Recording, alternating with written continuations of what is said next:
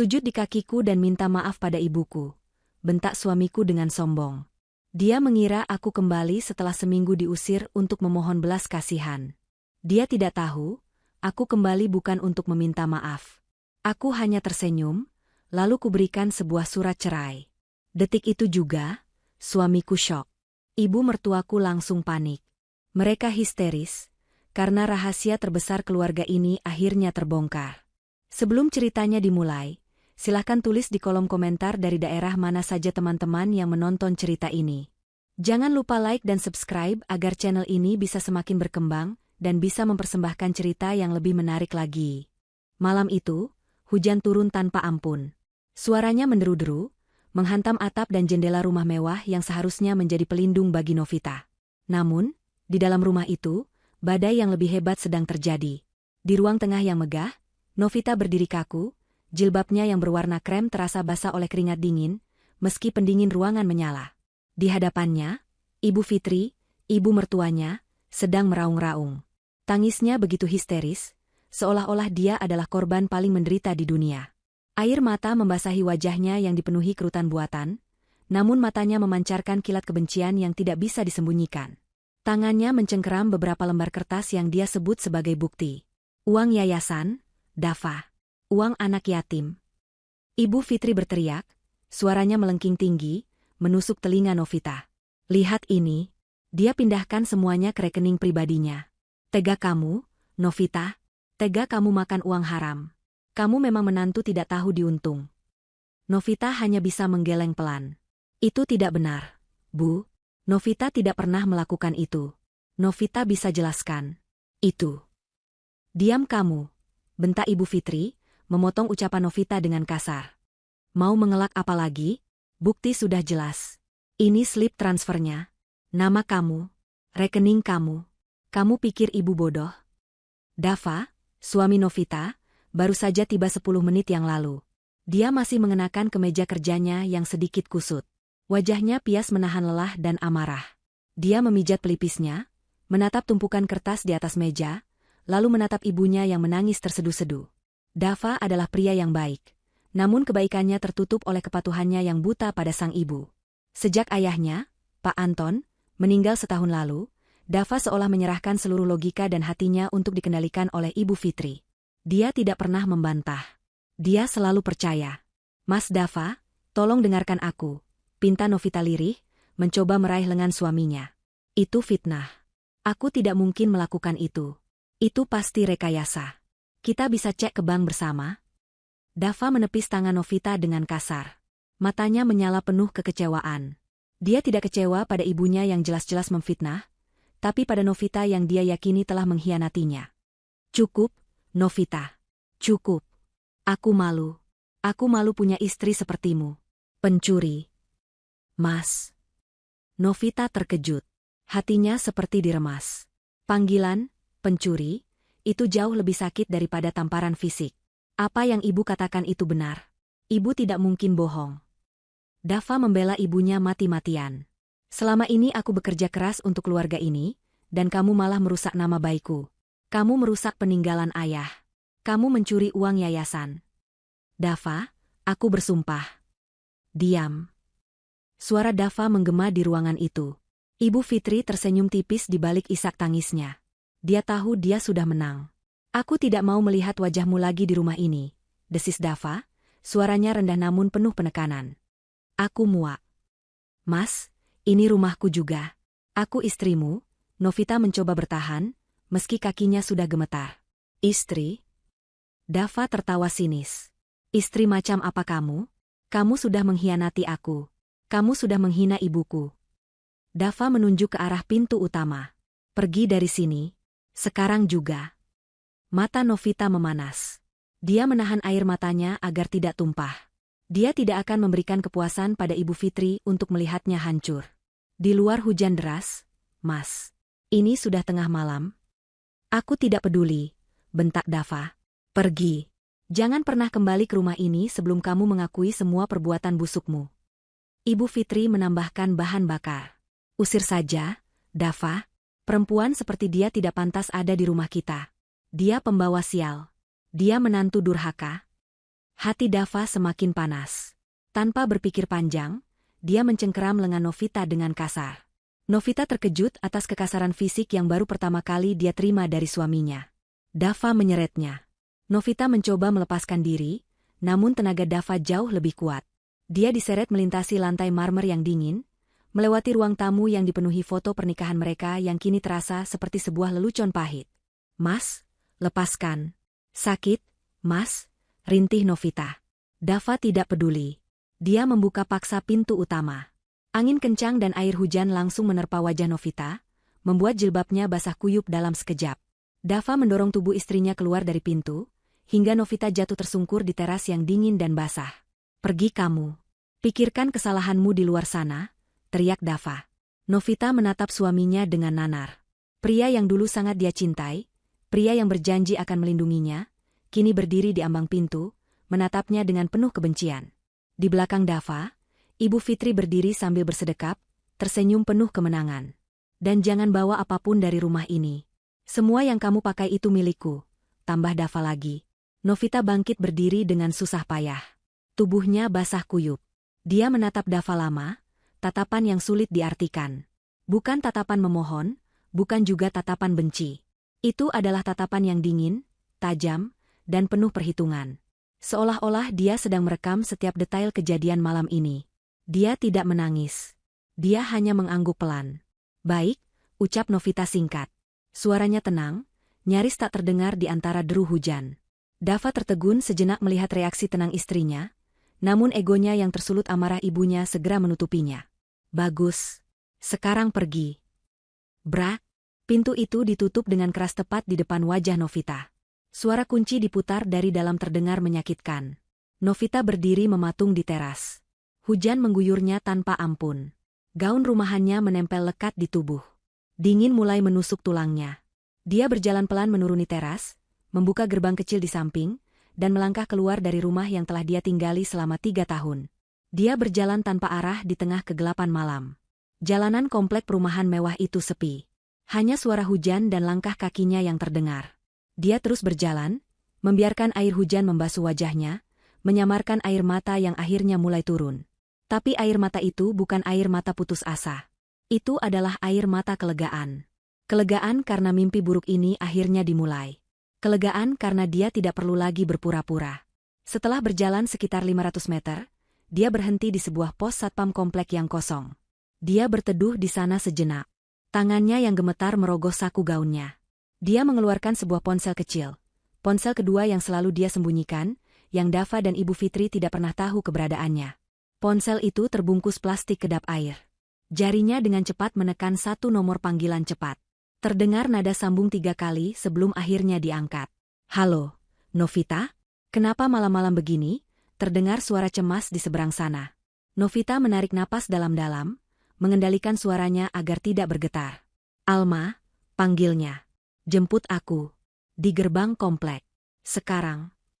"Apa yang terjadi, Dava?" "Ibu Fitri?" Suara Alma meninggi. "Aku diusir," jawab Novita datar. Terdengar umpatan pelan dari Alma. "Aku sudah menduga ini akan terjadi. Aku segera ke sana. Kamu baik-baik saja?" Novita menatap ke arah rumahnya yang kini terlihat kecil di kejauhan. Kilat menyambar, menerangi langit sejenak. "Aku baik-baik saja, Al. Lebih baik dari yang kuduga." Dia terdiam sejenak sebelum melanjutkan dengan suara yang dingin dan penuh keyakinan. "Alma, rencana yang kita susun untuk bulan depan, kita percepat. Malam ini juga." 15 menit kemudian, sebuah mobil sedan berhenti dengan decitan pelan di depan gerbang komplek. Alma, sahabat karib Novita sejak kuliah, melompat keluar tanpa memedulikan hujan. Dia berlari kecil menghampiri Novita yang berdiri menggigil di pos satpam.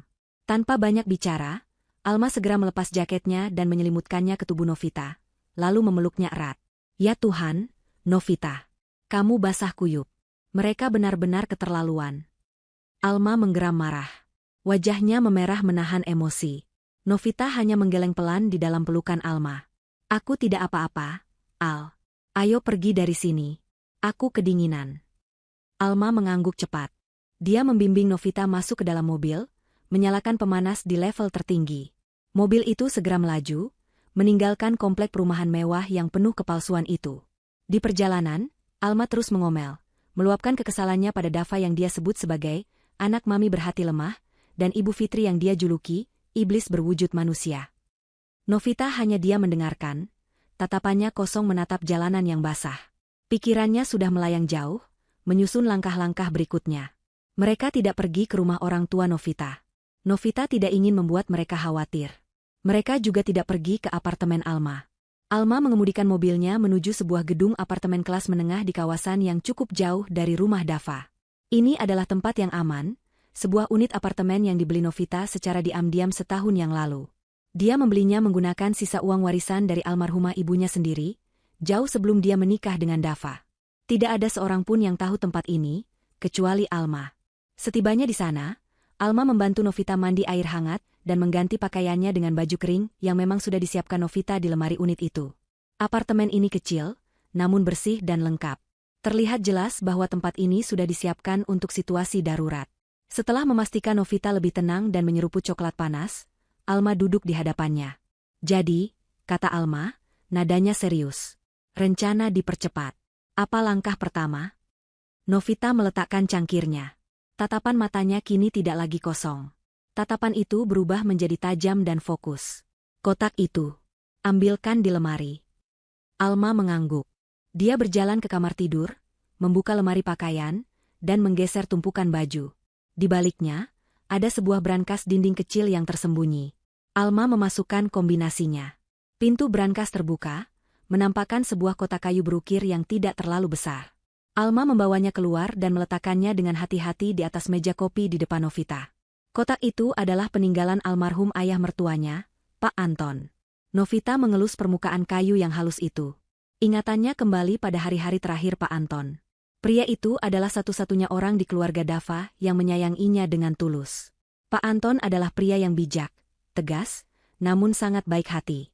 Dia tahu persis sifat serakah istrinya, Ibu Fitri, dan sifat lemah putranya, Dava. Pak Anton sering merasa bersalah karena tidak bisa mengendalikan istrinya.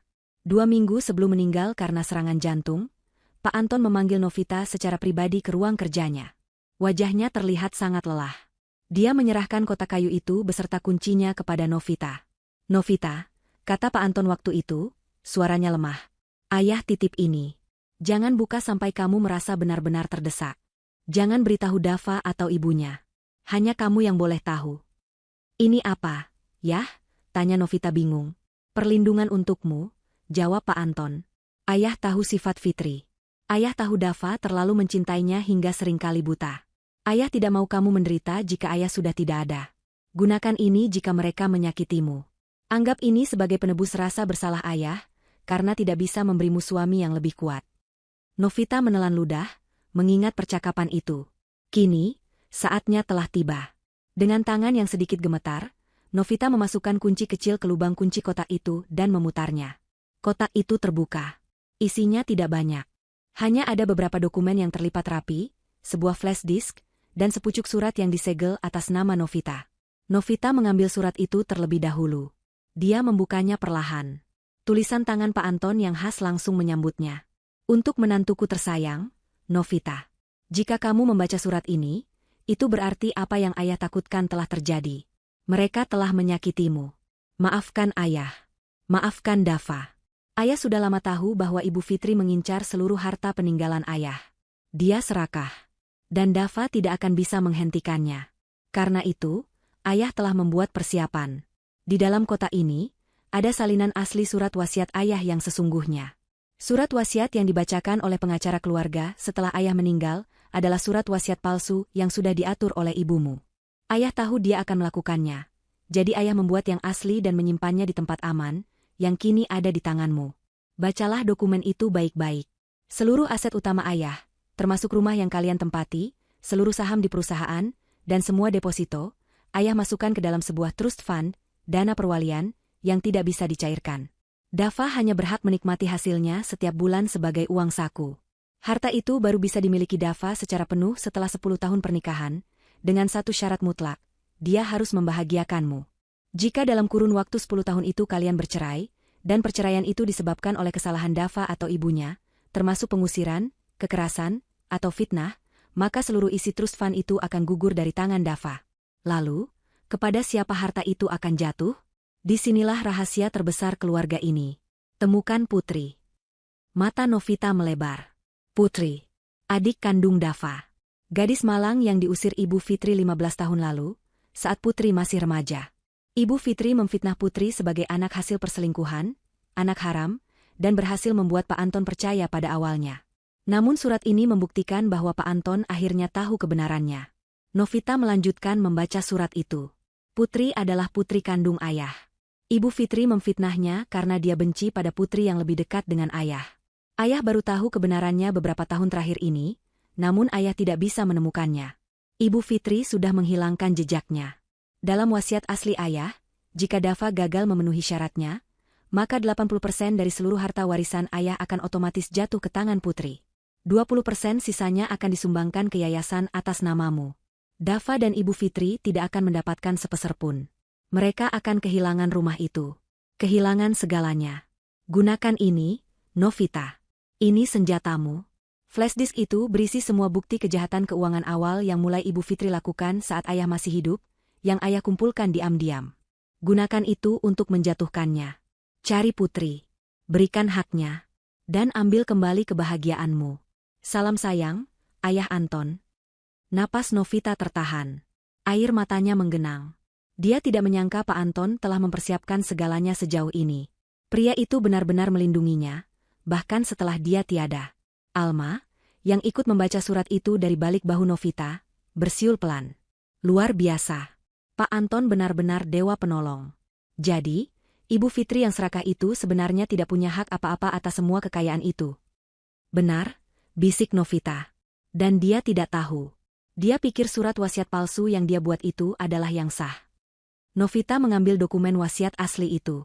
Dia membacanya dengan teliti.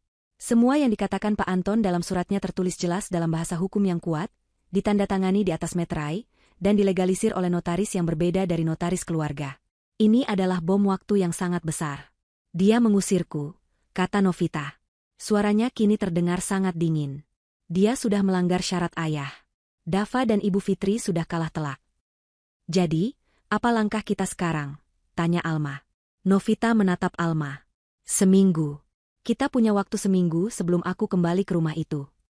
Seminggu? Untuk apa? Pertama, kata Novita sambil mengangkat satu jari.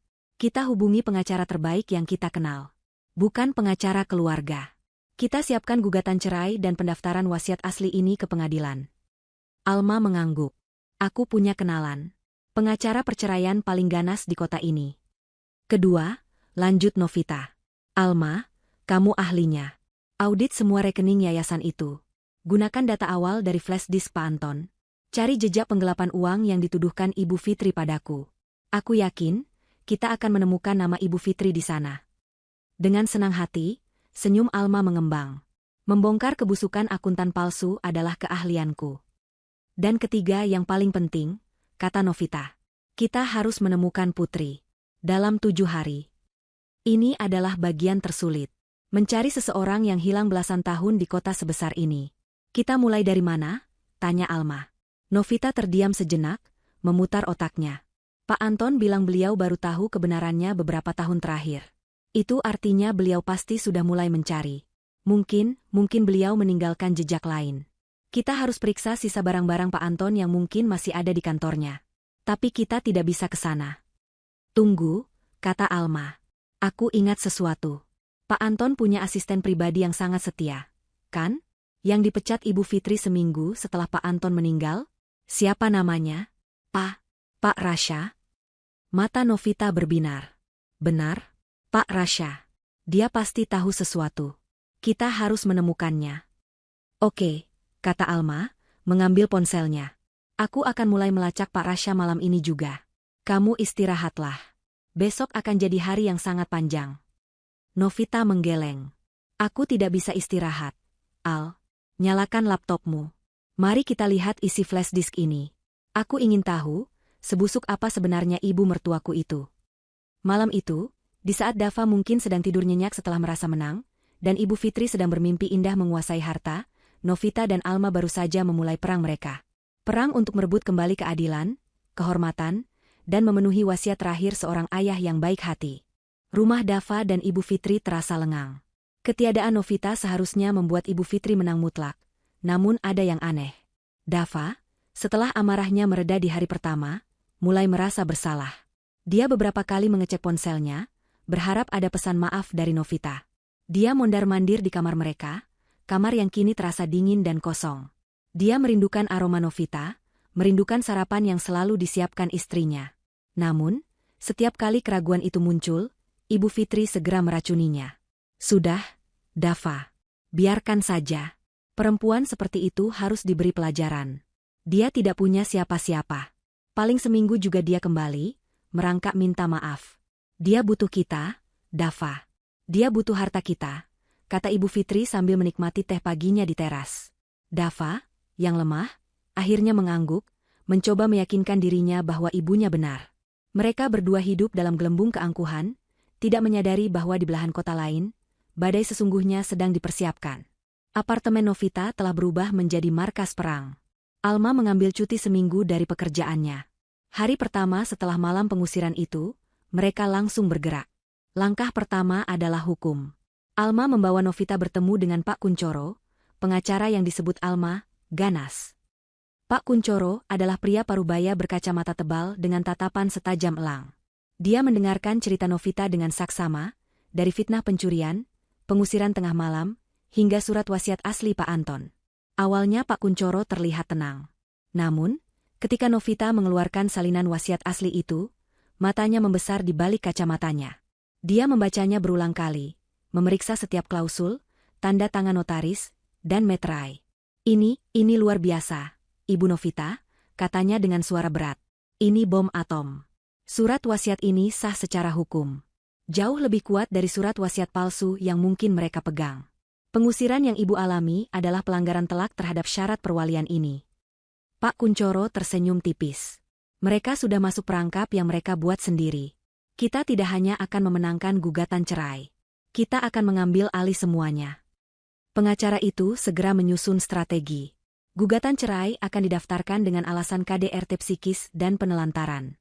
Yang terpenting, permohonan pembatalan wasiat palsu dan pendaftaran wasiat asli akan diajukan bersamaan. Langkah kedua adalah audit. Ini adalah wilayah kekuasaan Alma.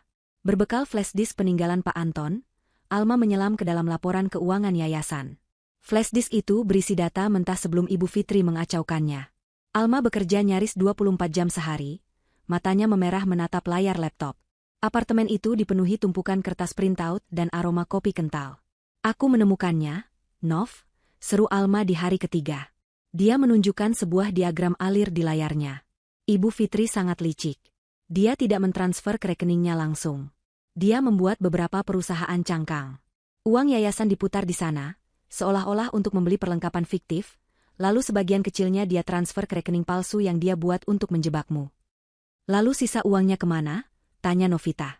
Ini bagian yang menarik, kata Alma, menunjuk ke sebuah transaksi besar. Uangnya mengalir deras ke satu rekening di luar negeri. Rekening atas nama seorang pria.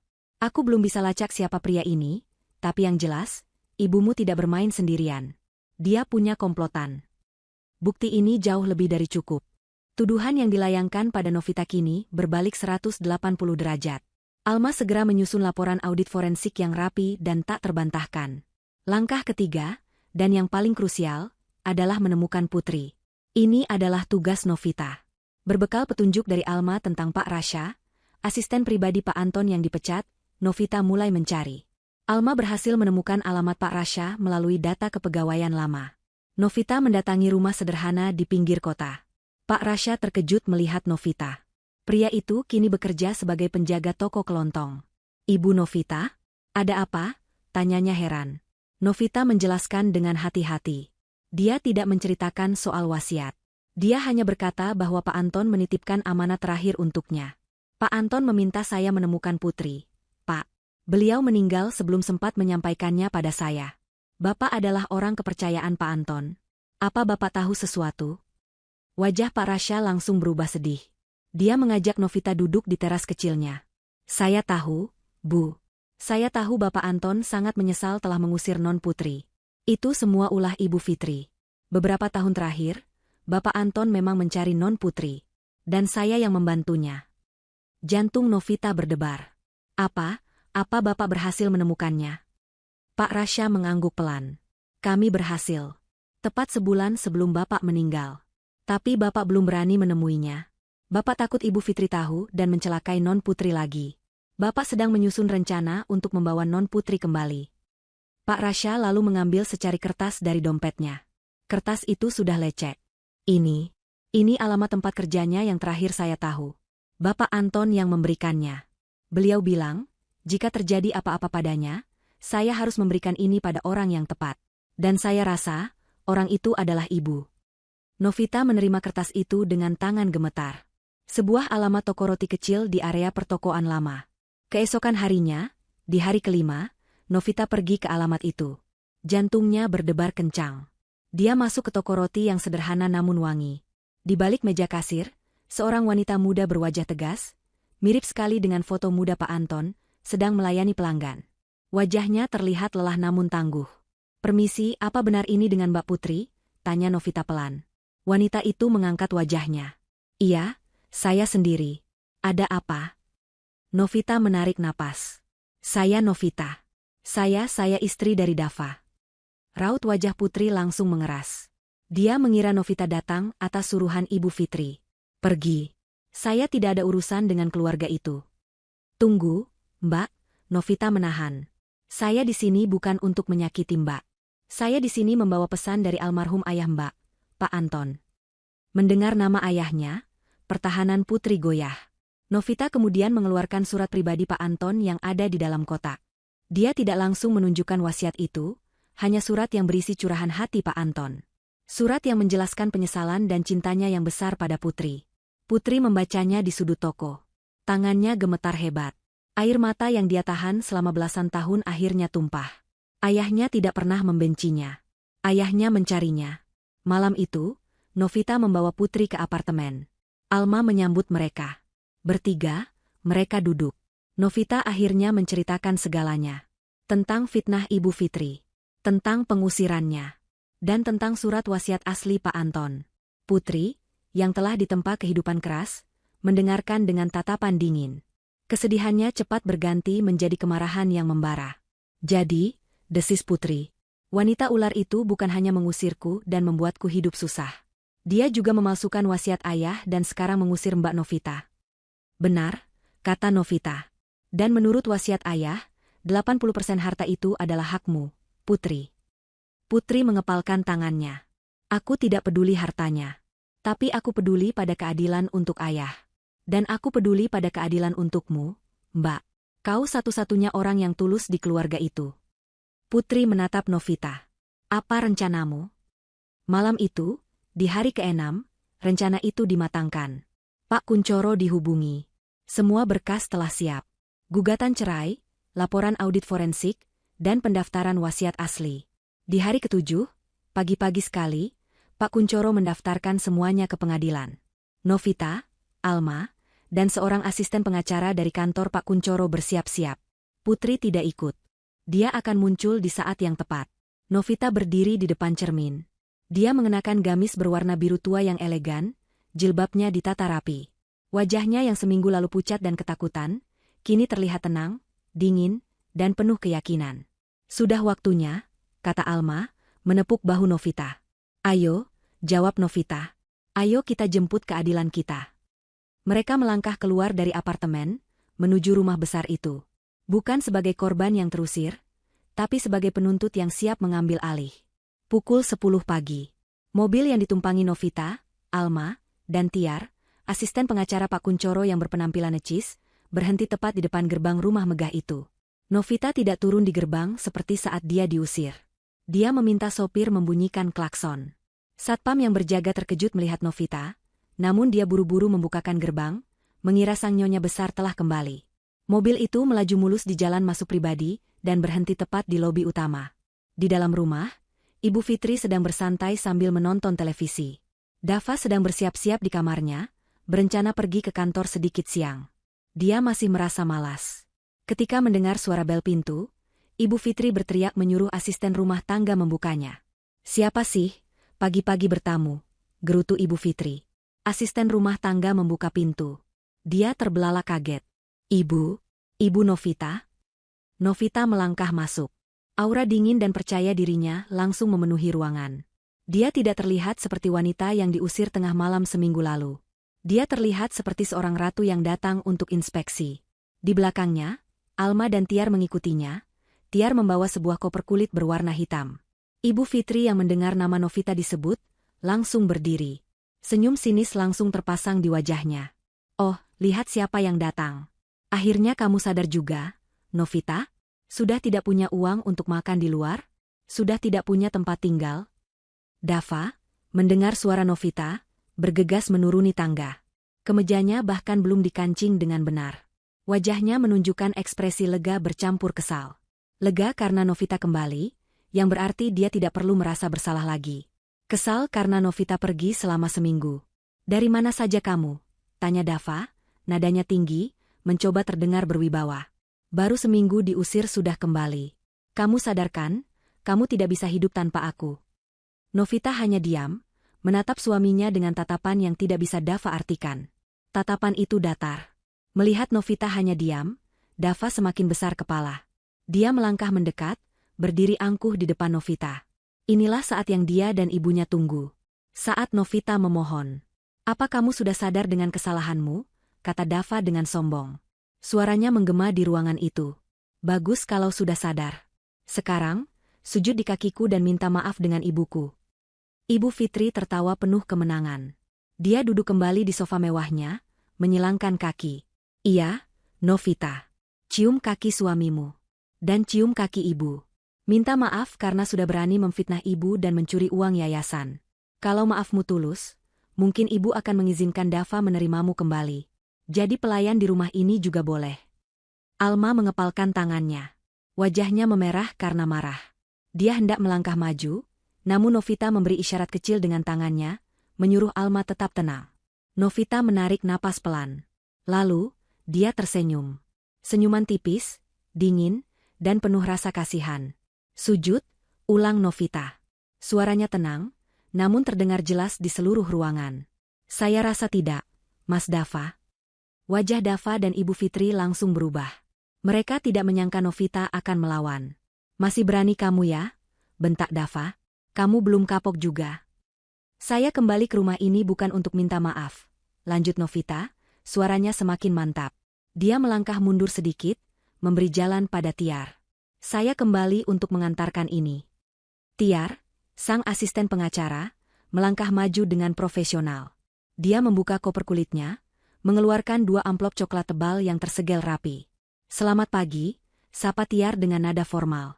Perkenalkan, saya Tiar, dari firma hukum Kuncoro O Partners. Saya di sini mewakili klien kami, Ibu Novita Lestari. Mata Dava dan Ibu Fitri membelalak. Pengacara, desis Ibu Fitri. Dia mulai merasa ada yang tidak beres. Novita mengambil amplop pertama dari tangan Tiar. Dia tidak menyerahkannya pada Dava. Dia meletakkannya dengan pelan di atas meja kaca di depan Ibu Fitri. Ini, kata Novita. Surat untuk Mas Dava. Dava, dengan tangan yang entah kenapa mulai sedikit gemetar, meraih amplop itu. Dia merobeknya dengan kasar. Matanya membaca baris pertama di surat itu. Seketika, wajahnya pucat pasi. Kertas di tangannya bergetar. Gugatan. Cerai? Suaranya nyaris tak terdengar. Kamu menggugat cerai aku, Novita? Ibu Fitri langsung melompat berdiri. Apa? Cerai? Kurang ajar kamu ya. Beraninya kamu minta cerai. Kamu pikir kamu siapa? Ibu Fitri mencoba merebut surat itu. Bagus, teriak Ibu Fitri, mencoba mengendalikan situasi yang mulai lepas kendali. Bagus, cerai saja. Biar kamu pergi dari sini tanpa membawa sepeser pun. Silakan, tanda tangani, Dava, biar dia jadi gelandangan. Perempuan tidak tahu diri. Dava masih terpaku, menatap Novita dengan tidak percaya. Novita, kenapa? Kenapa ada tuntutan harta gono gini? Kamu mau menuntut harta? Hah? Mimpi kamu. Dava mencoba tertawa, namun suaranya terdengar getir. Novita menggeleng pelan. Bukan harta gono gini, Mas. Tapi harta warisan almarhum ayah. Dava dan Ibu Fitri membeku. Novita mengambil amplop kedua dari Tiar. Amplop ini lebih tebal. Dan ini salinan surat yang sudah kami daftarkan secara resmi ke pengadilan negeri pagi ini. Silakan dibaca. Pelan-pelan saja. Novita menyerahkan amplop itu langsung ke tangan Dava. Tangan Dava terasa dingin sedingin es. Dava membukanya. Matanya bergerak cepat membaca lembar pertama. Judulnya, Permohonan Penetapan Surat Wasiat Asli Almarhum Pak Anton. Wasiat? Ayah? Gumam Dava bingung. Wasiat ayah kan sudah dibacakan setahun yang lalu. Apa-apaan ini? Wasiat yang asli, kata Novita dengan penekanan. Bukan surat wasiat palsu yang ibu buat dan sembunyikan dari semua orang. Wajah Ibu Fitri langsung berubah putih seperti kapas. Bohong. Kamu memfitnah saya? Itu wasiat asli. Oh ya? Novita menatap ibu mertuanya dengan tajam. Kalau begitu, silakan ibu baca yang ini. Dava terus membaca. Keringat dingin mulai mengalir di pelipisnya. Dia membaca klausul tentang trust fund. Dia membaca bahwa dia hanya berhak atas uang bulanan. Dia membaca syarat pernikahan 10 tahun. Dan matanya terpaku pada satu paragraf. Paragraf yang menyatakan bahwa jika terjadi perceraian yang disebabkan oleh kesalahan Dava atau ibunya, termasuk menyakiti, memfitnah, atau mengusir Novita, dia terhuyung mundur, hampir jatuh. Maka seluruh harta waris, baca Dava dengan suara bergetar, 80% akan jatuh ke tangan. Dia tidak sanggup melanjutkan. Matanya menatap Novita dengan ngeri. Ke tangan siapa, Mas? Tanya Novita dingin. Putri. Dava berteriak. Nama itu meledak dari mulutnya seperti bom. Kenapa ada nama Putri di sini? Adikku sudah lama pergi. Ini palsu. Ini pasti palsu. Ibu Fitri, mendengar nama, Putri, disebut dengan begitu keras, merasakan kakinya lemas. Ini adalah rahasia tergelapnya. Ini adalah mimpi terburuknya. Kepanikan yang luar biasa menjalari dirinya. Putri? Anak haram itu? Bohong. Itu tidak mungkin. Ini jebakan. Ini semua rekayasa kamu, perempuan licik. Dava mencengkeram kerah kemejanya sendiri, napasnya tersengal. Dia menatap Novita, bukan lagi dengan keangkuhan, tapi dengan ketakutan murni. Novita, apa ini? Apa maksudnya ini semua? Ini tidak lucu. Novita, katakan ini tidak benar. Novita menatap Dava dan Ibu Fitri bergantian. Wajah penuh kemenangan mereka seminggu lalu, kini tergantikan oleh horor dan kepanikan. Inilah alasannya, kata Novita. Kalian pikir saya kembali untuk bersujud? Kalian pikir saya kembali untuk memohon belas kasihan? Novita melangkah maju, tatapannya menusuk Ibu Fitri. Saya kembali untuk mengambil semua yang seharusnya bukan milik kalian. Permainan kalian sudah selesai, Bu. Ruangan yang tadinya dipenuhi keangkuhan Ibu Fitri kini meledak dalam kepanikan murni. Wajah Ibu Fitri yang putih pucat kini memerah padam karena amarah dan ketakutan yang luar biasa. Palsu. Ini semua palsu, teriaknya, suaranya melengking histeris. Dia menunjuk-nunjuk wajah Novita dengan jari gemetar. Kamu membuat dokumen palsu. Kamu penipu. Kamu mau merampok kami. Dava, panggil polisi. Penjarakan perempuan ini. Dia memalsukan wasiat ayahmu. Ibu Fitri mencoba merobek salinan dokumen di tangan Dava, namun Dava memegangnya erat, tubuhnya kaku karena syok. Dia masih membaca kalimat tentang Putri berulang kali, seolah otaknya tidak mampu memproses informasi tersebut. Tenang, Ibu Fitri, kata Tiar, asisten pengacara itu, dengan suara datar dan profesional. Dia tidak terintimidasi sama sekali oleh teriakan Ibu Fitri. Semua dokumen yang kami bawa adalah salinan yang sah. Dokumen aslinya, yang ditandatangani oleh almarhum Pak Anton dan dilegalisir oleh notaris resmi, telah kami verifikasi keabsahannya. Pagi ini, tepat pukul 9, kami telah mendaftarkan permohonan penetapan surat wasiat asli ini ke pengadilan negeri. Jadi, secara hukum, prosesnya sudah berjalan. Ibu Fitri terdiam sejenak, napasnya terengah-engah. Kata, pengadilan negeri, terdengar seperti lonceng kematian di telinganya. Dia tahu ini bukan gertakan. Novita melangkah maju satu langkah. Matanya menatap lurus ke mata Ibu Fitri. Selama setahun ini, Ibu hidup dalam kebohongan. Ibu pikir, dengan memalsukan surat wasiat ayah, Ibu bisa menguasai segalanya. Ibu salah besar. Novita beralih menatap Dava, yang masih terlihat linglung seperti orang kehilangan akal. Mas Dava, ayah sangat bijak. Beliau tahu sifat ibu. Beliau tahu kelemahanmu. Karena itu, beliau melindungi hartanya, sekaligus melindungi saya. Apa maksudmu? Bisik Dava. Surat wasiat asli itu, jelas Novita dengan sabar, seolah bicara pada anak kecil. Menyatakan bahwa seluruh aset utama, rumah ini, perusahaan ayah, semua mobil mewah, semua deposito, dimasukkan ke dalam trust fund. Dana perwalian. Mas Dava tidak memiliki satupun dari itu. Bohong, sergah Ibu Fitri. Dava ahli waris tunggal. Aku ibunya. Mas Dava hanya berhak menikmati hasilnya. Lanjut Novita, mengabaikan Ibu Fitri. Seperti uang saku bulanan. Itu pun dalam jumlah terbatas. Harta itu baru bisa Mas Dava miliki secara penuh, 100%, setelah 10 tahun pernikahan kita. Novita berhenti sejenak, membiarkan informasi itu meresap. Dengan satu syarat mutlak, Mas Dava harus membahagiakan saya, istrinya.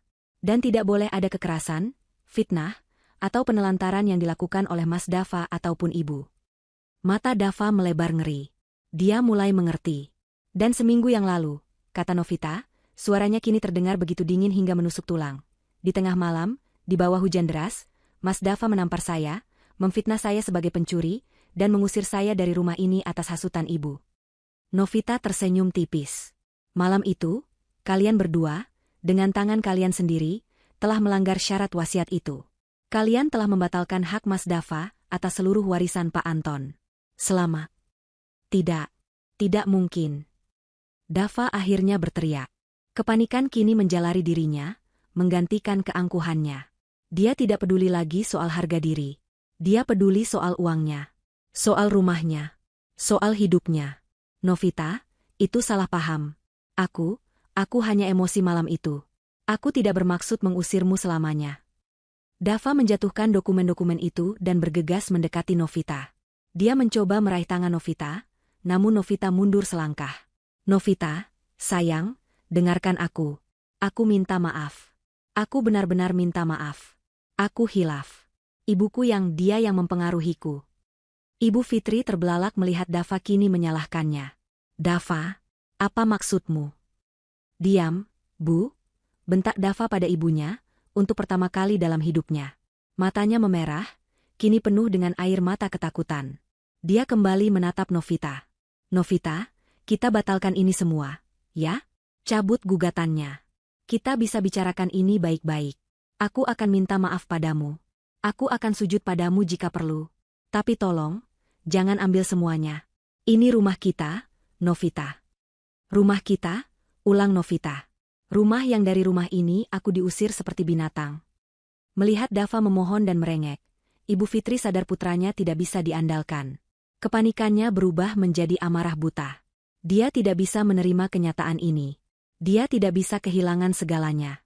Terutama karena nama, Putri, itu. Ini semua karena anak haram itu. Jerit Ibu Fitri, matanya liar. Putri, ayahmu pasti sudah gila saat menulis itu. Dia bukan anak kandung Anton. Dia anak haram. Dia tidak berhak atas apapun. Ini adalah satu-satunya peluru yang Ibu Fitri miliki. Menyangkal status putri. Anak haram itu tidak akan pernah mendapatkan warisan ini. Tidak akan pernah. Ibu Fitri kehilangan kendali. Dia menerjang ke arah Novita, tangannya terangkat, kukunya yang panjang dan merah teracung, siap mencakar wajah Novita. Perempuan ular. Kamu yang meracuni pikiran Anton. Kamu mau menghancurkan keluargaku. Mati kamu. Tapi sebelum tangan Ibu Fitri menyentuh Novita, Alma, yang sejak tadi berdiri diam mengamati, bergerak cepat. Dengan satu gerakan tangkas, Alma mencekal pergelangan tangan Ibu Fitri. Cengkeramannya begitu kuat hingga membuat Ibu Fitri meringis kesakitan. Jangan pernah berani menyentuh sahabat saya, Bu, desis Alma, matanya menatap Ibu Fitri dengan kebencian yang murni. Masa-masa Anda bisa menindas dan menyakitinya sudah berakhir. Sekarang duduk, dan dengarkan. Alma mendorong Ibu Fitri hingga wanita tua itu terhuyung dan jatuh terduduk di sofa mewahnya. Ibu Fitri ternganga, kaget karena ada orang lain yang berani melawannya secara fisik. Dava hanya berdiri mematung, terlalu syok untuk membela ibunya. Novita merapikan jilbabnya yang nyaris tersentuh. Dia menatap Ibu Fitri yang kini terlihat kacau. Rambutnya yang disasak rapi mulai berantakan, wajahnya penuh amarah dan ketakutan. Anda bilang Putri anak haram? Tanya Novita dengan suara pelan namun jelas. Anda yakin sekali, Bu? Anda yakin dia bukan putri kandung Pak Anton? Tentu saja aku yakin, bentak Ibu Fitri, mencoba mengembalikan harga dirinya. Aku yang melahirkannya. Aku tahu. Ibu Fitri tiba-tiba berhenti, sadar dia salah bicara. Novita tersenyum. Anda yang melahirkannya? Tentu saja. Tapi dia bukan anak haram. Dia putri sah Pak Anton. Novita mendekat selangkah, merendahkan suaranya seolah berbagi rahasia. Dan Anda begitu panik karena satu alasan. Karena Anda tahu, 80% harta itu akan jatuh padanya. Novita berhenti sejenak, lalu menjatuhkan bom terakhirnya untuk babak ini. Dan tebakan Anda benar, Bu. Saya tahu di mana Putri sekarang. Dia hidup. Dia sehat. Dan dia sudah tidak sabar untuk menuntut haknya. Hak yang telah Anda rampas darinya selama 15 tahun. Mata Ibu Fitri melebar dalam teror murni. Bukan hanya harta yang akan hilang. Tapi rahasia terbesarnya akan segera kembali menghantuinya. Putri masih hidup. Dan Novita telah menemukannya. Wajah Dava berubah dari panik menjadi bingung, lalu kembali menjadi amarah. Tapi kali ini, amarahnya tidak lagi tertuju pada Novita. Seluruh dunianya serasa runtuh. Harta warisan hilang. Istrinya menggugat cerai. Dan kini, adiknya yang dia kira telah lama lenyap, tiba-tiba muncul kembali sebagai pewaris utama. Dia memutar tubuhnya, menatap ibunya yang masih terduduk lemas di sofa. Ibu. Desis Dava, suaranya bergetar menahan emosi yang campur aduk. Apa maksud semua ini? Kenapa ada nama Putri? Kenapa ayah memberikan segalanya pada Putri? Ibu Fitri tergagap. Dava, jangan dengarkan dia. Dia bohong. Putri itu. Apa yang sebenarnya ibu lakukan? Teriak Dava, emosinya meledak. Selama ini ibu bilang Putri pergi karena nakal. Ibu bilang dia bukan anak ayah. Ibu bohong? Ibu membohongi aku selama ini. Aku melakukannya untukmu, Dava, untuk melindungi kamu. Ibu Fitri mencoba meraih simpati putranya. Untuk menyelamatkanmu dari anak pembawa sial itu. Dan dari istri pencuri ini. Pencuri? Suara Alma terdengar lagi, memotong pembelaan diri Ibu Fitri. Alma melangkah maju, kini dia yang menjadi pusat perhatian. Dia membuka tas kerjanya dan mengeluarkan tumpukan dokumen lain. Dokumen ini tebal, penuh dengan angka dan diagram. Mari kita bicara tentang siapa pencuri sebenarnya di rumah ini, Ibu Fitri. Ibu Fitri melihat dokumen di tangan Alma, dan instingnya memberitahu bahwa ini adalah bencana berikutnya. Apa itu? Saya tidak mengerti. Alma meletakkan laporan itu di atas meja. Ini adalah hasil audit forensik atas rekening yayasan keluarga yang Anda kelola. Yayasan yang Anda gunakan untuk memfitnah Novita. Alma membuka lembar pertama. Anda menuduh Novita mentransfer uang ke rekening pribadinya. Ya, memang ada transfer itu. Transfer sebesar 50 juta rupiah. Tapi yang menarik, Alma menunjuk sebuah baris, transfer itu Anda lakukan sendiri. Dari komputer Anda. Anda sengaja mentransfernya ke rekening Novita, lalu Anda cetak buktinya, dan Anda transfer kembali uang itu ke rekening lain dalam waktu kurang dari 5 menit. Anda membuat bukti palsu untuk menjebak menantu Anda sendiri.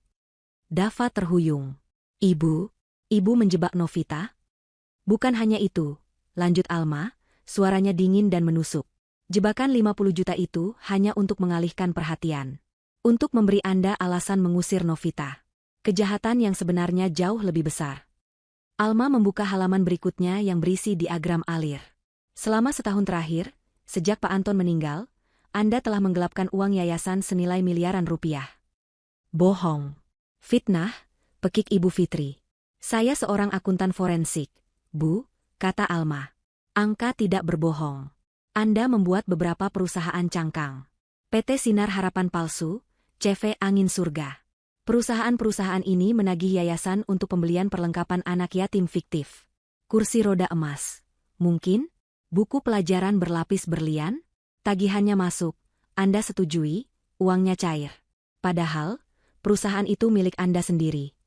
Dava menatap ibunya dengan ngeri. Ibu mencuri uang anak yatim. Dan kemana perginya uang miliaran itu? Alma melanjutkan, tidak memberi jeda bagi Ibu Fitri untuk bernapas. Anda tidak cukup bodoh untuk menyimpannya di rekening lokal. Anda mentransfernya sedikit demi sedikit ke satu rekening bank di Swiss. Alma membalik ke halaman terakhir laporannya. Di sana, tercetak tebal sebuah nama dan nomor rekening. Rekening atas nama Tuan Alexander Dubois. Dava mengerutkan keningnya. Alexander? Siapa itu? Rekan bisnis ibu? Ibu Fitri tidak lagi berteriak. Wajahnya kini benar-benar putih seperti mayat. Dia kenal nama itu. Dia sangat kenal nama itu. Ini adalah rahasia terbesarnya. Rahasia yang bahkan lebih gelap daripada masalah Putri. Saya tidak kenal dia, bisik Ibu Fitri, tubuhnya gemetar hebat. Dia mencoba berdiri, ingin lari dari ruangan itu. Oh, saya rasa Anda kenal, kata Alma. Penyelidikan kami, yang dibantu data awal dari flash disk almarhum Pak Anton, menemukan bahwa Tuan Alexander ini bukan rekan bisnis biasa. Dia, rekan pribadi Anda. Apa maksudmu? Tanya Dava, tidak mengerti. Tuan Alexander, kata Alma, mengucapkan setiap kata dengan jelas, adalah pria yang Anda temui secara diam-diam di Bali bulan lalu, saat Anda bilang pada Dava sedang ada kunjungan kerja yayasan. Dia adalah pria yang Anda rencanakan untuk Anda temui di Paris minggu depan. Mata Dava terbelalak. Dia menatap ibunya. Ibunya yang selama ini dia anggap suci. Ibunya yang selalu menasihatinya tentang moral. Ibu berbohong? Ibu punya pria lain? Ibu berselingkuh? Ini adalah pukulan yang lebih telak daripada kehilangan harta. Ini adalah penghancuran fondasi hidupnya. Ibunya, panutannya, ternyata seorang pencuri dan seorang pezina. Dava, itu tidak benar. Dia memfitnah ibu. Ibu Fitri mencoba membantah, tapi suaranya pecah. Tidak ada lagi kekuatan dalam bantahannya. Dia terpojok. Novita, yang sejak tadi dia mengamati kehancuran Dava dan kepanikan Ibu Fitri, akhirnya angkat bicara. Suaranya pelan, namun mematikan. Uang miliaran itu, kata Novita. Uang yayasan yang ibu curi itu. Itu bukan hanya untuk bersenang-senang dengan Tuan Alexander. Kan, Bu? Ibu Fitri menatap Novita dengan mata penuh kebencian. Itu adalah modal ibu, lanjut Novita. Modal ibu dan kekasih ibu untuk kabur ke luar negeri. Rencana kalian adalah, pertama, ibu kuasai dulu seluruh harta peninggalan ayah dengan surat wasiat palsu. Kedua, ibu singkirkan saya, satu-satunya penghalang ibu, dengan fitnah keji. Dan setelah semuanya beres, setelah Mas Dava menyerahkan seluruh kendali perusahaan pada ibu akan pergi meninggalkannya. Ibu akan kabur bersama Tuan Alexander, membawa semua uang curian itu, dan meninggalkan Mas Dava sendirian tanpa apapun. Setiap kata Novita adalah palu godam yang menghantam Dava. Dia menatap ibunya. Wanita yang dia bela mati-matian. Wanita yang membuatnya mengusir istrinya sendiri. Dava tidak berteriak. Dia tidak marah.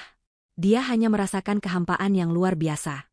Dia melangkah mundur perlahan, lalu tubuhnya luruh ke lantai. Dia terduduk lemas, bersandar pada pilar marmer, tatapannya kosong. Dunianya, pemahamannya tentang keluarganya, tentang ibunya, semuanya hancur berkeping-keping dalam hitungan menit. Ibunya tidak hanya menipunya. Ibunya berencana membuangnya. Kehampaan Dava begitu pekat hingga memenuhi ruangan. Dia tidak lagi mendengar ocehan Alma atau isakan panik ibunya. Dia hanya menatap lantai marmer yang dingin, terngiang-ngiang ucapan Novita. Ibunya berencana kabur. Ibunya, wanita yang dia sembah, yang dia bela mati-matian, ternyata menganggapnya sebagai batu loncatan sekali pakai. Pria yang dia gunakan untuk mengusir istrinya, kini akan dia buang setelah semua harta didapat. Kehancuran ini 1000 kali lebih menyakitkan daripada kehilangan warisan. Ini adalah kehilangan identitas, kehilangan pondasi hidup. Ibu Fitri, melihat putranya sudah tak berdaya, panik. Dia sendirian. Kekasihnya terbongkar. Uang curiannya terlacak. Wasiatnya palsu. Dia terpojok. Dalam kepanikannya, dia mencari satu-satunya musuh yang bisa dia serang. Musuh yang memulai semua ini. Putri, pekiknya lagi, suaranya kini parau. Semua ini karena anak itu. Dia tidak ada. Dia sudah mati. Kalaupun dia hidup, dia tidak akan pernah mendapatkan sepeser pun. Ini semua milikku. Milik Dava. Anda yakin dia tidak ada, Bu? Suara tenang Novita membelah histeria Ibu Fitri. Saat itulah, pintu utama yang sedari tadi sedikit terbuka, kini terdorong pelan. Seorang wanita melangkah masuk. Dia tidak datang dengan kemewahan. Dia hanya mengenakan blus sederhana dan celana panjang bahan. Rambutnya diikat ekor kuda, memperlihatkan wajah yang tegas. Wajah itu memiliki rahang yang kokoh seperti Pak Anton. Namun matanya adalah mata Ibu Fitri, tapi tanpa kilat keserakahan. Wajah itu adalah wajah yang telah ditempa oleh kerasnya kehidupan selama 15 tahun. Ibu Fitri membeku.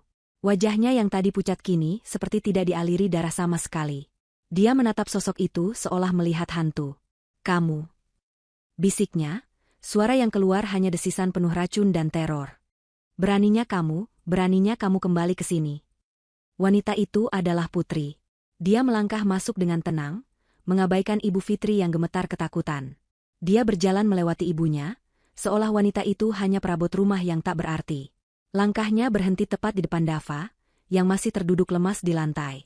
Dava mengangkat kepalanya perlahan. Matanya yang kosong berusaha fokus. Dia menatap wanita di depannya. Wajah ini familiar, namun juga asing. Wajah dari kenangan masa kecilnya. "Putri?" bisik Dava, suaranya pecah dan penuh ketidakpercayaan. "Benarkah itu kamu?" Putri menatap kakak laki-lakinya. Tidak ada air mata kerinduan di matanya. Yang ada hanyalah kekecewaan yang begitu dalam. "Iya, Mas. Ini aku." Suaranya stabil, lebih kuat dari yang Dava ingat. "Aku kira, setelah 15 tahun, Mas Dava akan berubah jadi pria dewasa yang bijak seperti ayah. Pria yang bisa memimpin keluarga ini." Putri melirik sejenak ke arah Novita yang berdiri tegak, lalu ke Ibu Fitri yang menciut. "Ternyata," lanjut Putri, "Mas Dava masih sama. Masih jadi boneka ibu. Dulu, Mas diam saja saat ibu mengusirku. Mas diam saja saat ibu memfitnahku anak haram di depan ayah. Mas membiarkan aku pergi tanpa sepeser pun." Putri berjongkok agar wajahnya sejajar dengan Dava. "Dan hari ini, Mas mengulangi hal yang sama. Mas mengusir Mbak Novita, satu-satunya orang yang tulus dan baik di rumah ini, hanya karena hasutan wanita itu. Mas tidak pernah berubah. Mas Dava, Mas mengecewakanku." Ucapan Putri menusuk Dava lebih dalam daripada kehilangan harta. Dia telah mengecewakan adiknya. Dia telah mengecewakan istrinya. Dia telah gagal sebagai pria. "Jangan panggil aku ibu." Ibu Fitri tiba-tiba menjerit, tidak terima dengan pemandangan itu. Dia tidak terima putranya kini berpihak pada musuhnya. "Kamu bukan anakku. Kamu pembohong. Kamu pasti disewa perempuan ular ini untuk menipu kami. Buktikan. Buktikan kalau kamu putri." Tiar, asisten pengacara yang sejak tadi diam, melangkah maju dengan tenang. "Kami sudah mengantisipasi pembelaan Anda, Ibu Fitri." Dia membuka kembali kopernya yang serba teratur. Dia mengeluarkan satu lembar dokumen lagi yang terbungkus map plastik bening. "Ini adalah hasil tes DNA yang kami lakukan 5 hari yang lalu." Tiar menyerahkan dokumen itu ke tangan Dava yang masih gemetar. Sampel DNA Nona Putri dicocokkan dengan sampel biologis almarhum Pak Anton yang tersimpan secara legal di bank data rumah sakit, atas izin dari Ibu Novita sebagai istri sah yang memegang hak perwalian sementara. "Seperti yang bisa Anda lihat." Dava menatap kertas itu. Matanya terpaku pada satu baris di bagian bawah. Hasil, 99,999% identik. Nona Putri adalah putri kandung sah dari almarhum Anton. Dan sesuai dengan surat wasiat asli yang kini terdaftar di pengadilan, lanjut Tiar, Nona Putri adalah pewaris sah atas 80% dari seluruh aset trust fund almarhum Pak Anton. Kertas itu terlepas dari genggaman Dava. Dia tidak punya kekuatan lagi untuk memegangnya. Ibu Fitri melihat hasil itu. Dia mengeluarkan suara aneh, seperti pekikan tertahan yang menyakitkan. Ini adalah akhir. Ini benar-benar akhir. Kepanikan Ibu Fitri telah mencapai puncaknya. Dia melihat segalanya hancur.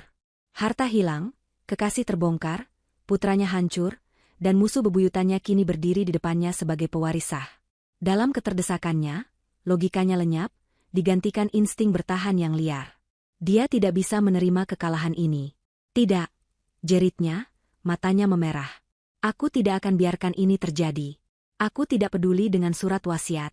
Aku tidak peduli dengan tes DNA. Rumah ini milikku. Aku yang mendampingi Anton selama puluhan tahun. Aku yang merawatnya saat dia sakit. Aku yang berhak atas semua ini, bukan anak haram ini." Keheningan menyelimuti ruangan itu sejenak, sebelum Putri angkat bicara. Suaranya dingin, mematikan. Mendampinginya? Atau meracuninya? Semua orang di ruangan itu membeku. Dava, yang sudah nyaris tak sadarkan diri, langsung mengangkat kepalanya. Wajahnya pucat pasi, dipenuhi kengerian. Apa maksudmu, Putri? Ayah meninggal karena serangan jantung. Apakah itu serangan jantung alami? Tanya Putri, matanya menatap lurus ke arah Ibu Fitri. Aku ingat, Mas Dava. Aku ingat dengan jelas.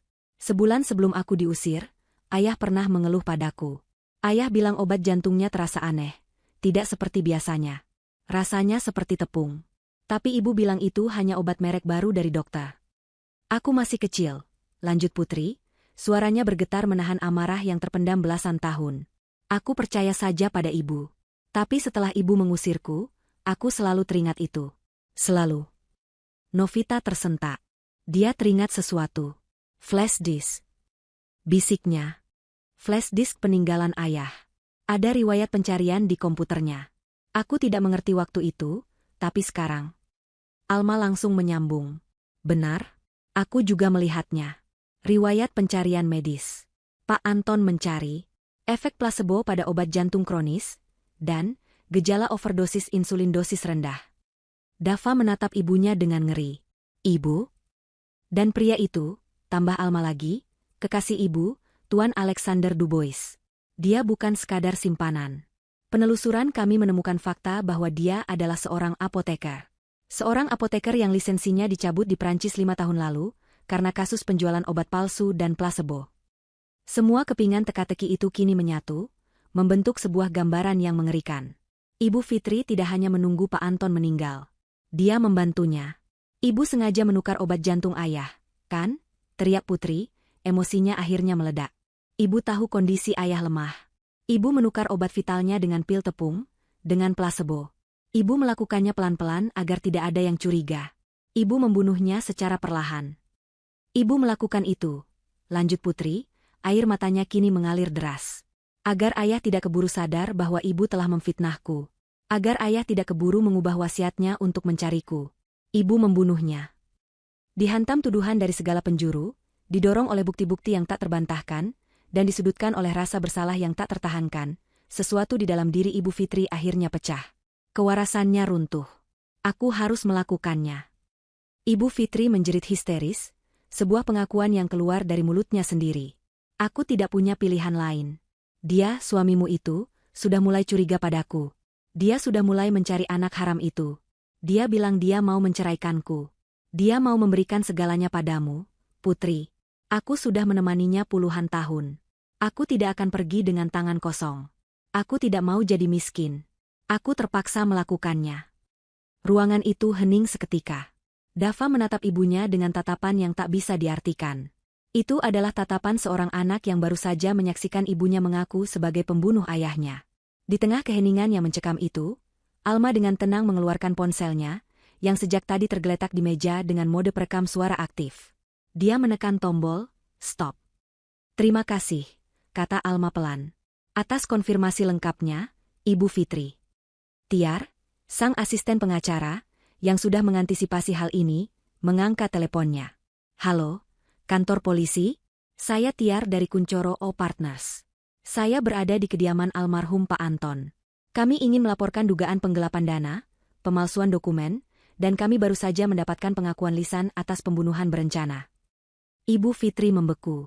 Pengakuan. Dia baru saja mengaku. Dan di kejauhan, dari luar komplek perumahan mewah itu, terdengar suara samar namun semakin jelas. Suara sirene polisi. Novita telah meminta pihak berwajib untuk bersiaga di sekitar area itu, untuk berjaga-jaga jika Ibu Fitri melakukan tindak kekerasan. Dia tidak menyangka, mereka datang tepat pada waktunya untuk menjemput seorang pembunuh.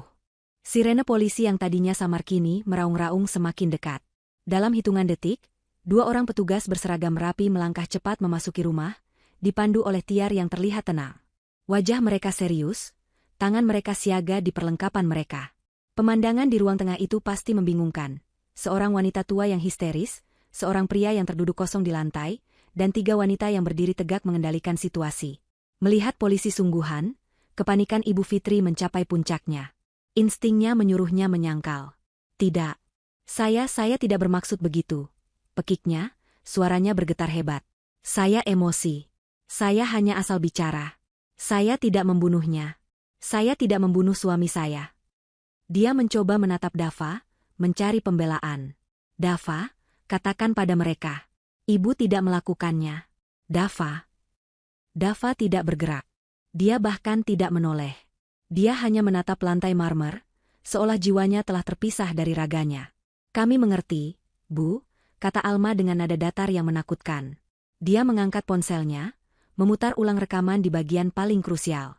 Suara histeris Ibu Fitri kembali memenuhi ruangan, terekam dengan jelas, aku harus melakukannya. Dia sudah mulai curiga padaku. Dia mau menceraikanku. Aku tidak mau jadi miskin. Aku terpaksa melakukannya. Alma mematikan rekaman itu. Pengakuan yang sangat jelas. Dilakukan tanpa paksaan, disaksikan oleh 4 orang di ruangan ini. Salah satu petugas polisi melangkah maju. Ibu Fitri Handayani, Anda kami tahan atas dugaan penggelapan dana, pemalsuan dokumen, dan dugaan kuat pembunuhan berencana terhadap almarhum Tuan Anton. Tiar dengan sigap menyerahkan map tebal berisi laporan audit Alma, salinan wasiat palsu, dan salinan wasiat asli sebagai barang bukti awal. Tidak. Lepaskan saya. Ibu Fitri memberontak ketika petugas mengeluarkan borgol. Saya tidak bersalah. Ini rumah saya. Kalian tidak berhak. Perlawanannya sia-sia.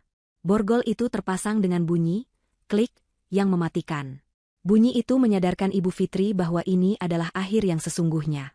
Wanita yang seumur hidupnya terbiasa dilayani, yang selalu tampil glamor dengan perhiasan mahal, kini berdiri dengan tangan terikat di belakang punggungnya. Harga dirinya lenyap. Dia menatap Dava, putranya, harapan terakhirnya. Dava, tolong ibu, nak. Dava, jangan biarkan mereka membawa ibumu. Dava, panggilnya dengan putus asa. Dava mengangkat kepalanya perlahan. Dia menatap ibunya, wanita yang dia puja, wanita yang ternyata adalah pembunuh ayahnya dan penghancur hidupnya. Tidak ada cinta di mata Dava. Tidak ada kasihan. Yang ada hanya kehampaan yang dingin. Dia membuang muka, tidak sanggup lagi melihat wajah ibunya. Melihat penolakan itu, Ibu Fitri hancur. Dia meraung-raung seperti binatang terluka saat digelandang keluar dari rumah yang dia rebut dengan kejahatan. Suara tangisannya menggema, lalu perlahan menjauh, ditelan oleh suara pintu mobil polisi yang ditutup. Rumah itu kembali hening. Keheningan yang lebih pekat dan menakutkan daripada kebisingan tadi. Tiar dan Alma saling bertukar pandang lega, sebelum Tiar pamit untuk mengurus proses hukum lebih lanjut di kantor polisi. Putri melangkah mendekati jendela, menatap kepergian ibunya dengan ekspresi yang rumit. Dia tidak senang, tapi dia merasa lega. Keadilan untuk ayahnya akhirnya dimulai. Di tengah keheningan itu, terdengar suara gerakan. Dava, pria itu, yang tadi duduk membatu, kini bergerak. Dia tidak berdiri. Dia merangkak. Seperti seorang pengemis yang paling hina, dia merangkak di lantai marmer yang dingin, menghampiri Novita. Air mata dan ingus membasahi wajahnya, membuat penampilannya sangat menyedihkan. Dia sampai di kaki Novita. Tangannya yang gemetar terulur, mencengkeram ujung gamis Novita. Novita. Isaknya. Suaranya serak dan pecah. Maafkan aku, Novita, maafkan aku. Novita hanya diam, menatap ke bawah pada pria yang kini bersujud di kakinya, pemandangan ironis yang berbanding terbalik dengan permintaannya seminggu lalu. Aku tidak tahu apa-apa. Sumpah, Novita. Aku buta, rengek Dava. Ibuku, dia yang merencanakan semuanya. Dia yang meracuni pikiranku. Aku bodoh, aku tahu aku bodoh, tapi tolong jangan tinggalkan aku. Novita tetap diam. Dia tidak merasakan apa-apa. Tidak kasihan, tidak marah. Hanya hamba. Melihat Novita diam, Dava semakin panik. Dia pikir dia masih punya kesempatan. Dia pikir Novita masih bisa dimanipulasi. Otaknya yang licik, warisan dari ibunya, mulai bekerja. Novita, jangan ceraikan aku, ya, katanya cepat-cepat. Kita bisa mulai lagi. Harta itu, harta Putri, dia adikku. Dia pasti mau berbagi, kan? Mata Dava melirik ke arah Putri yang berdiri di dekat jendela. Kita bisa rayu dia. Dia sekarang kaya raya. Dia pasti butuh keluarga. Kita bisa jadi keluarganya. Aku, kamu, dan dia. Kita bertiga. Rengekannya semakin putus asa, menunjukkan sifat aslinya yang serakah dan oportunis. Atau kita bisa usir dia lagi. Tidak maksudku, kita bisa atur. Aku suamimu, Novita. Kita bisa ambil alih perusahaan itu bersama-sama. Aku akan jadi suami yang baik. Aku akan melakukan apapun yang kamu mau. Aku janji. Aku akan sujud padamu setiap hari. Asal kamu tidak menceraikanku. Aku tidak mau miskin, Novita, tolong. Permohonan yang menjijikan itu akhirnya memecah keheningan Novita. Dia menatap Dava dengan tatapan dingin penuh rasa muak. Mas, kata Novita, suaranya pelan namun tajam, mengiris rengekan Dava. Seminggu yang lalu, Mas menyuruh saya sujud di kaki Mas. Dava tersentak. Sekarang, lanjut Novita, Mas bersujud di kaki saya. Bukan karena penyesalan. Tapi karena Mas takut miskin. Mas sama sekali tidak berubah. Novita menarik ujung gamisnya dari cengkraman Dava dengan satu sentakan pelan. Hartamu sudah habis. Ibumu sudah dipenjara. Dan statusmu sebagai pewaris sudah batal. Novita berbalik, tidak sudi lagi menatap pria itu. Dan cintaku, katanya sambil menatap lurus ke depan. Sudah mati. Tepat di malam saat Mas mendorongku keluar ke tengah hujan. Novita melangkah maju. Dia mengulurkan tangannya pada Putri, yang sejak tadi menatap Dava dengan jijik. Putri, ayo pergi. Kita punya banyak pekerjaan untuk membangun kembali perusahaan ayah. Putri mengangguk. Dia tersenyum pada Novita, senyum pertama yang tulus. Dia meraih tangan Novita. Bersama Alma, kedua wanita itu berjalan keluar dari rumah megah itu. Mereka berjalan tegak, meninggalkan masa lalu yang kelam, menuju masa depan yang baru. Dava ditinggalkan sendirian. Dia masih dalam posisi merangkak di tengah ruang tamu yang luas, dingin, dan kosong. Hanya suara isak tangisnya yang putus asa menggema di rumah yang bukan lagi miliknya. 6 bulan berlalu. Kehidupan telah berubah total. Proses hukum berjalan cepat. Surat wasiat asli Pak Anton disahkan oleh pengadilan. Seluruh trust fund, seperti yang tertulis, resmi jatuh ke tangan Putri sebagai pewaris sah. Ibu Fitri dijatuhi hukuman penjara seumur hidup atas pembunuhan berencana terhadap Pak Anton, ditambah hukuman belasan tahun atas penggelapan dana yayasan dan pemalsuan dokumen.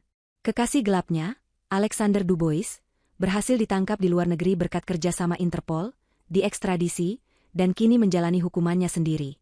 Putri, yang kini memiliki segalanya, tidak melupakan Novita. Dia tahu Novitalah yang memperjuangkan keadilan untuk ayahnya. Dia juga tahu kemampuan Novita yang luar biasa. Alih-alih menikmati harta itu sendirian, Putri menunjuk Novita sebagai direktur utama untuk memimpin perusahaan peninggalan ayahnya. Dia sendiri mengambil posisi sebagai komisaris, belajar bisnis dari nol di bawah bimbingan Novita. Di tangan Novita dan Putri, perusahaan yang nyaris bangkrut karena dikelola sembarangan oleh Ibu Fitri, kini bangkit kembali. Dengan integritas dan kecerdasan, Novita membersihkan semua jejak korupsi. Kepercayaan klien kembali. Perusahaan itu tumbuh jauh lebih pesat dan sehat daripada sebelumnya. Yayasan keluarga dibersihkan dan didanai ulang, kali ini benar-benar untuk membantu anak-anak yatim. Tidak berhenti di situ, Novita juga menggunakan sebagian laba perusahaan untuk mendirikan sebuah yayasan baru atas nama Pak Anton, sebuah rumah aman yang khusus membantu perempuan korban KDRT dan korban fitnah. Cerita tentang mereka kontras dengan nasib para antagonis. Di sebuah lembaga pemasyarakatan wanita, Ibu Fitri terlihat 10 tahun lebih tua. Rambutnya yang dulu disasak rapi kini memutih dan tipis. Dia duduk sendirian di sudut kantin penjara, tatapannya kosong. Tidak ada yang mau bergaul dengannya. Reputasinya sebagai pembunuh suami dan pencuri uang anak yatim membuatnya dibenci bahkan oleh sesama narapidana. Dia telah kehilangan segalanya. Kecantikannya, hartanya, kebebasannya, dan putranya. Dan Dava. Perceraiannya dengan Novita telah resmi. Tanpa uang, tanpa warisan, dan dengan nama keluarga yang tercoreng, tidak ada perusahaan yang mau menerimanya. Rumah mewah itu telah disita oleh Putri dan dijual. Dava kini benar-benar menjadi gelandangan. Dia menyambung hidup dengan menjadi kuli panggul di pasar induk. Tubuhnya yang dulu bersih dan terawat kini kurus, dekil, dan bau keringat. Suatu siang yang terik, Dava berhenti mendorong gerobak sayurnya yang berat. Keringat membasahi kaosnya yang sobek. Dia mendongak, menyeka wajahnya yang kotor. Matanya terpaku pada sebuah baliho elektronik raksasa di persimpangan jalan. Baliho itu menampilkan wajah seorang wanita yang sangat dia kenal. Wajah Novita. Wanita berhijab itu tersenyum tenang dan penuh wibawa. Di sampingnya ada Putri, yang juga tersenyum bahagia. Mereka berdua tampil dalam sebuah acara sebagai wanita inspiratif tahun ini. Di bawah foto mereka, tertulis, Novita O Putri, membangun kembali warisan dengan integritas. Dada Dava terasa sesak. Dia menatap wanita yang dulu dia hina, yang dulu dia usir. Wanita yang kini bersinar terang di atas sana, sementara dia membusuk di bawah sini. Dia ingat malam pengusiran itu. Dia ingat permintaannya yang sombong agar Novita bersujud di kakinya. Dan dia ingat rengekannya yang memalukan di lantai marmer. Penyesalan yang tak tertanggungkan menghantamnya. Tapi semuanya sudah terlambat. Jauh dari pasar yang becek itu, di sebuah apartemen penthouse yang baru dengan pemandangan kota, Novita, Putri, dan Alma sedang duduk santai di balkon. Mereka tidak sedang merayakan kekayaan. Mereka menikmati teh sore sambil tertawa lepas, membicarakan rencana ekspansi yayasan mereka. Novita menatap matahari terbenam. Warnanya jingga keemasan, begitu damai. Dia bebas. Dia dihormati. Dia telah memberikan keadilan untuk Pak Anton, untuk dirinya sendiri, dan menemukan keluarga baru dalam diri Putri dan Alma. Fajar yang baru dalam hidupnya telah benar-benar dimulai. Benar-benar dimulai. Benar-benar dimulai. Benar-benar dimulai. Benar-benar dimulai. Benar-benar dimulai.